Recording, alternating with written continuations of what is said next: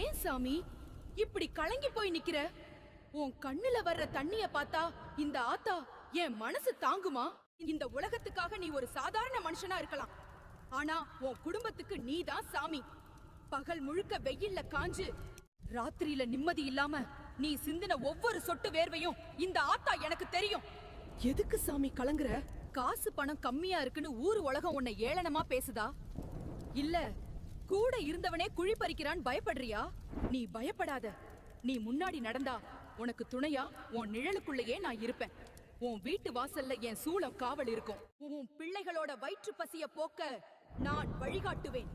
உன்னை மிதிக்கணும்னு நினைக்கிறவன் என் உக்கிரத்தை சந்திப்பான். இப்பவே கண்ணீரை தொடச்சிட்டு எந்திரி சாமி.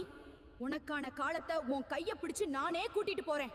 என் மேல பாரத்தை போட்டுட்டு நீ உன் கடமையை செய்.